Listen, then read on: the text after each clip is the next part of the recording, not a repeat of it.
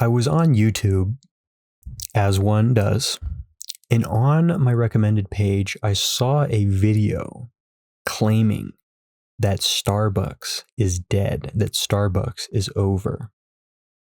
Now, I don't know about you, but I'm not much one for coffee in general, period. Now, I probably have coffee a couple times a week, which is probably more than people who never have coffee. But experiences going to a coffee shop, like small or chain, is just not very frequent for me. So I was intrigued. I thought everyone drinks at Starbucks. So I watched the video.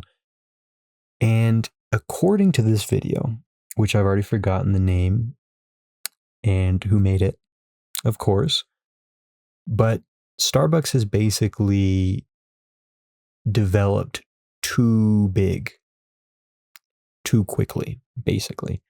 Essentially what happened is they started out as like this super, super nice brand, eco-friendly, not very corporate. And then, they expanded and they opened up the chains and the drive-thrus and the mobile ordering. And then they expanded overseas into international. And now they're like, just any other corporation that will crush you like a bug. And a lot of people were shocked about that for some reason.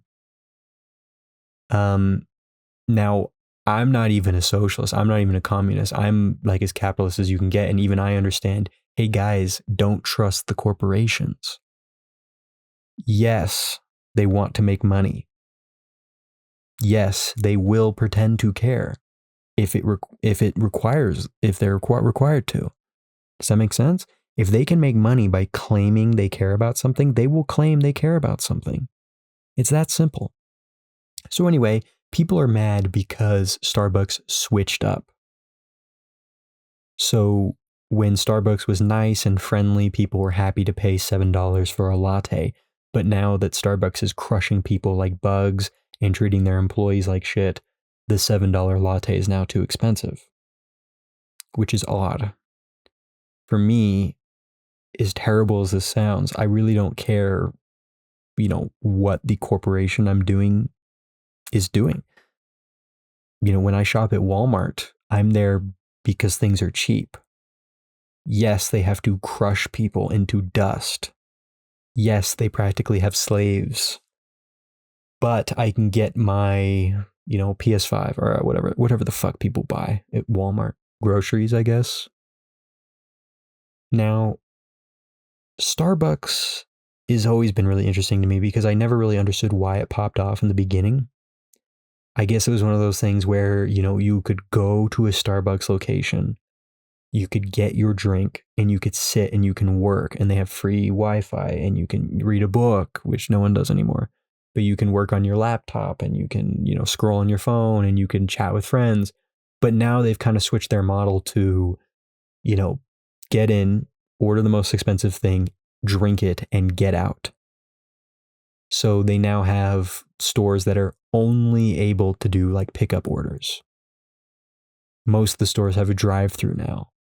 So it went from being like a place to go and hang out to just like any other fast food, like McDonald's or, Wendy's or whatever, where no one goes and eats inside of a McDonald's, Whereas now no one goes inside a Starbucks. Everyone just gets it in their car. Everyone just gets it to go. Everyone just has it ordered. And I think that is where the brand identity has died. And I would say, unfortunately, but I don't give a shit. And I don't understand why people give a shit either. I don't understand, I've never felt so close to a company to where when they change one of their policies, it's just like over for me.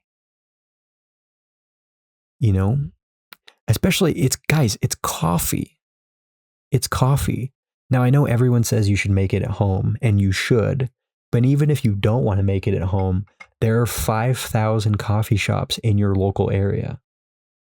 You have like local mom and pop coffee shops. You have like the hipster, like really expensive coffee shops. You have 1,000 other chains. Dutch Bros, Beans and Brew.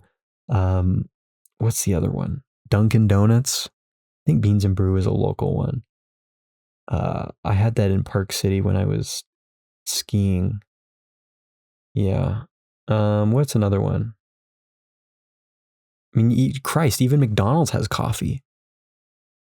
If you want coffee, you can get coffee.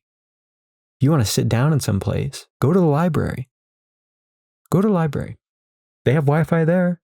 Now, yes, you probably can't take your $13 cup of coffee in there, but you can at least get your work done, which is the entire intended point. So, yes, I guess in a way Starbucks is failing. They've alienated their original customer base. But at the same time, I kind of see it as like there's always going to be the same people that go. The prices are going to get higher, the quality is going to get worse, but they're still going to go. You know, if you do something every single day, it really has to get bad before you stop. Does that make sense? If you smoke every single day and all of a sudden the tobacco company changes the flavor or changes the filters, you're not going to quit. You're not going to quit.